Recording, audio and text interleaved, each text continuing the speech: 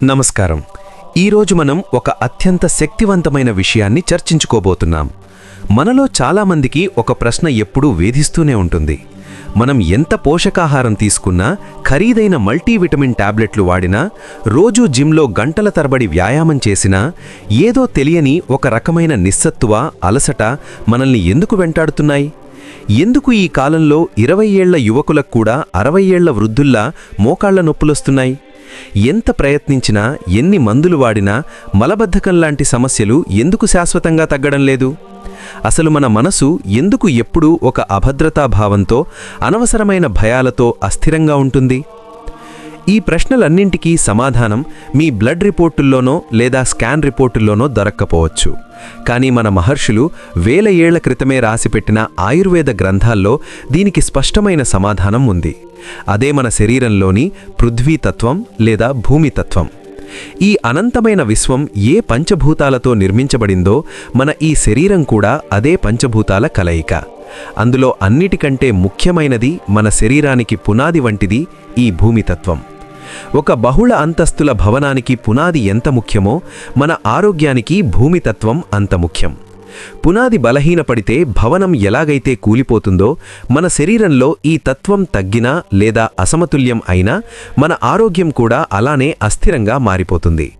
అసలు ఈ భూమితత్వం ఎలా ఆవిర్భవించింది అనే విషయాన్ని మనం తెలుసుకోవాలంటే ఒకసారి ఉపనిషత్తుల కాలానికి వెళ్ళాలి. తైత్తిరీయ ఉపనిషత్తులో సృష్టి క్రమం గురించి ఒక అద్భుతమైన వివరణ ఉంది.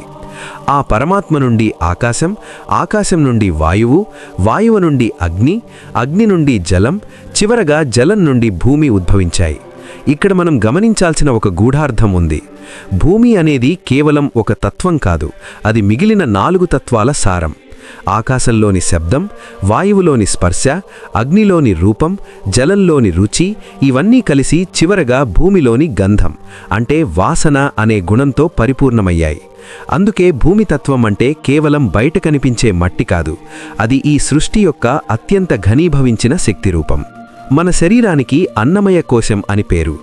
ఎందుకంటే మనం తీసుకునే అన్నం లేదా ఆహారం భూమి నుండి వస్తుంది. మనం తినే ఆ ఆహారమే మన శరీరంలో రక్తంగా, మాంసంగా, ఎముకలుగా, మెదడుగా మారుతోంది. ఆయుర్వేద పితామహుడు చరక మహర్షి తన చరక సంహితలో ఒక గొప్ప సూత్రాన్ని చెప్పారు. స్థూల భాగ పృథ్వీతత్వ నిర్మితః అంటే మన శరీరంలో కంటికి కనిపించే, చేతికి తగిలే ప్రతి ఘన పదార్థం ఈ భూమితత్వమే. ఇప్పుడు ఇదే విషయాన్ని ఆధునిక విజ్ఞాన శాస్త్రం లేదా మోడర్న్ సైన్స్ పరంగా విశ్లేషిద్దాం. మన శరీరం కేవలం గాలి, నీటితో నిర్మితం కాలేదు. మన ఎముకల్లో ఉండే కాల్షియం, మన రక్తంలో ఆక్సిజన్ను మోసుకెళ్లే ఐరన్, మన కణాల పనితీరుకు అవసరమైన మెగ్నీషియం, పొటాషియం వంటి మినరల్స్ అన్నీ ఎక్కడి నుండొస్తున్నాయి? ఇవన్నీ నేరుగా నేల నుండే కదా వస్తున్నాయి.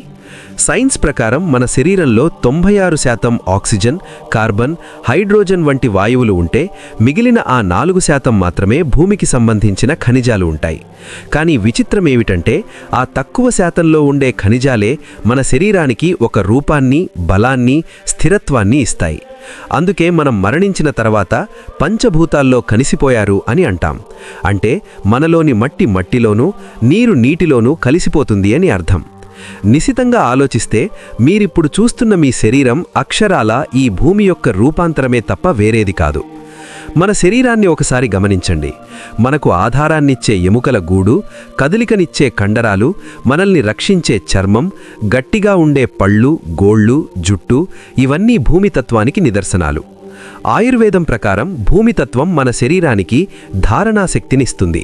అంటే మన అవయవాలు వాటి స్థానాల్లో స్థిరంగా ఉండాలన్నా, మన గుండె సక్రమంగా కొట్టుకోవాలన్నా లోపల ఒక పటిష్టమైన నిర్మాణం ఉండాలి. ఆ నిర్మాణమే పృథ్వీ. ఇది కేవలం శారీరకమైనది కాదు, మానసికమైనది కూడా. మన మనసులో ఒక బలమైన నిర్ణయం తీసుకున్నాము అంటే మనలో భూమితత్వం బలంగా ఉంది అని అర్థం. అలా కాకుండా ఎప్పుడూ ఊగిసాలే మనస్తత్వం, చిన్న చిన్న విషయాలకే భయపడిపోవడం, ఆందోళన చెందడం వంటివి మీలో భూమితత్వం బలహీనపడింది అని చెప్పడానికి ప్రాథమిక లక్షణాలు. మన శరీరంలో భూమితత్వం అసమతుల్యంలోకి గురైనప్పుడు మొదటగా బయటపడే సమస్య మలబద్ధకం. ఎందుకంటే మల విసర్జన ప్రక్రియ అనేది ప్రాథమికంగా భూమితత్వానికి సంబంధించిన విసర్జన. భూమితత్వం తగ్గినప్పుడు మన ప్రేవుల్లో ఉండాల్సిన తేమ లేదా కండరాల బలం తగ్గిపోతుంది. దీనివల్ల వాతదోషం పెరిగిపోతుంది. వాతం అంటే గాలి. గాలి పెరిగితే ఎండుతనం వస్తుంది.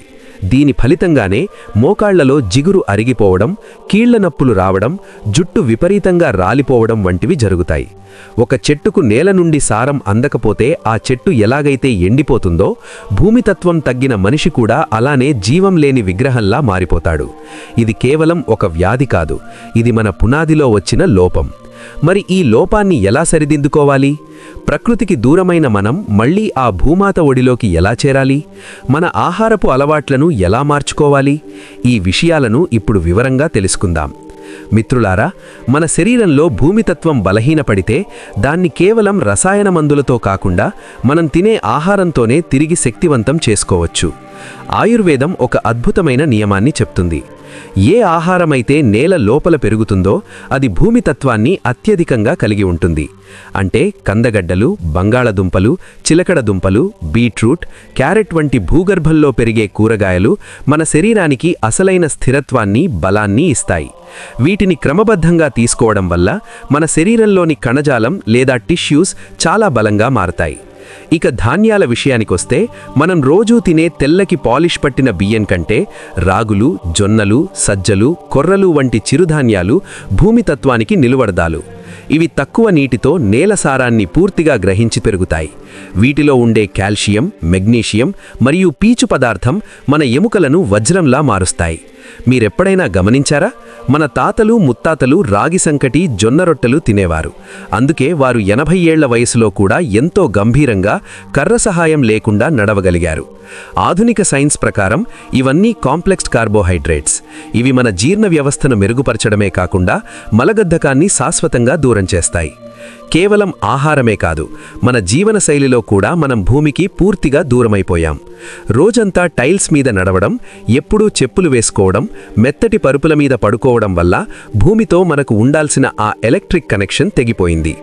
దీనినే ఆధునిక సైన్స్ గ్రౌండింగ్ లేదా ఎర్తింగ్ అని పిలుస్తోంది. భూమి అనేది ఒక గొప్ప ఎలక్ట్రాన్ల గని.